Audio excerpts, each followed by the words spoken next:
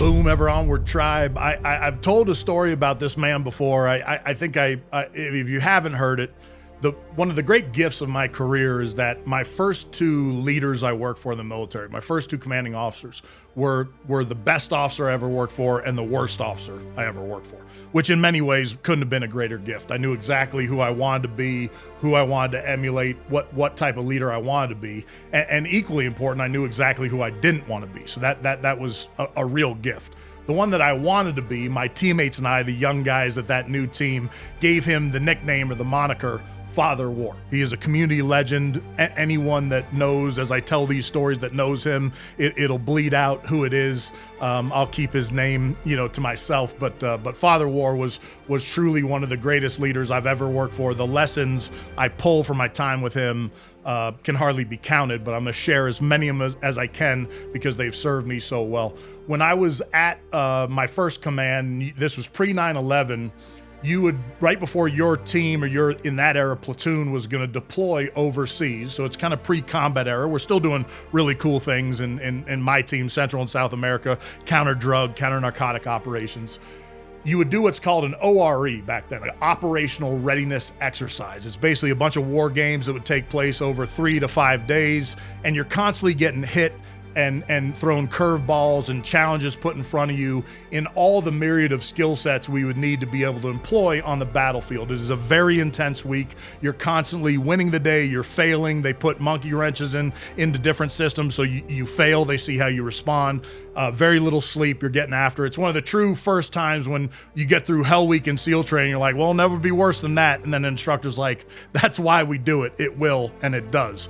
But I remember my team was tasked with joint operations. So my senior leader, he went off to do some other operation. I was in charge of what was called an over the beach, OTB operation, to basically take boats ashore, sneak up onto what would be a foreign shore, get my assault team into a spot, prosecute a target, do a mission, and then come back out either undetected or get the job done successfully.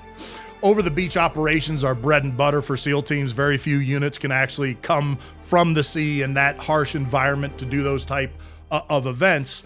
And one of the things you need to figure out as you're doing those missions is, let's say you're coming in at night, you might have to come in at some point at daytime. And this era was almost all at night. You had to figure out what distance you would use off the coast to get ashore undetected. And so my buddy and I, another sister platoon, he and I are young officers, brand new to the team. We're both in charge of running this mission.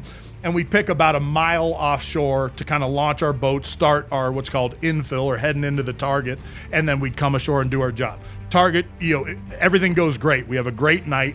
We come back, we're debriefing with Father War. We explain the mission. We kind of give him the X's and O's. And he said, great, what'd you learn? And my buddy and I kind of stared at each other. There's nothing worse than if a senior officer asks you something you don't really have an answer. And we sort of just repeated some of the basics of the mission. He's like, yeah, that's not what I'm talking about.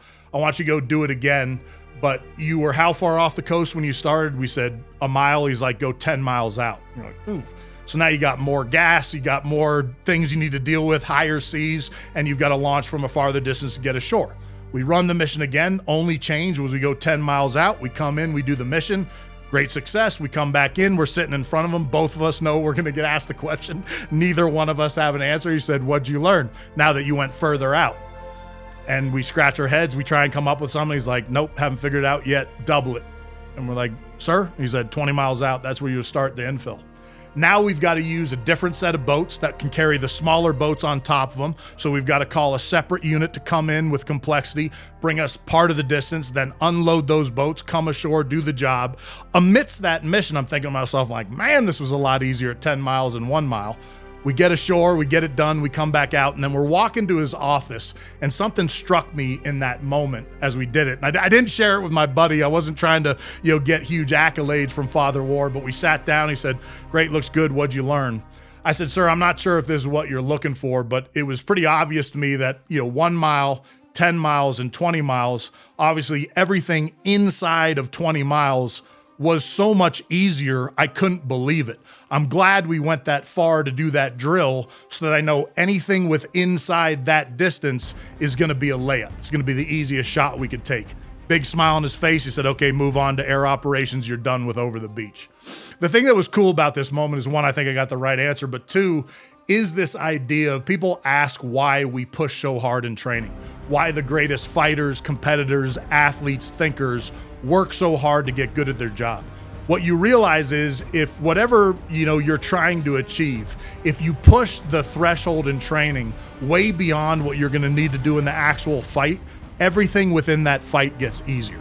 If you're a shooter, you practice shooting a rifle out to 1,000 yards. You might never need 1,000 yards in that shot. 500 and closer becomes the easiest shot you're ever going to take because you pushed it far. Make your training, make your discipline tough. Go further than you think you need to do. Then when you need it and it's inside that, everything's going to be easy. Ever onward.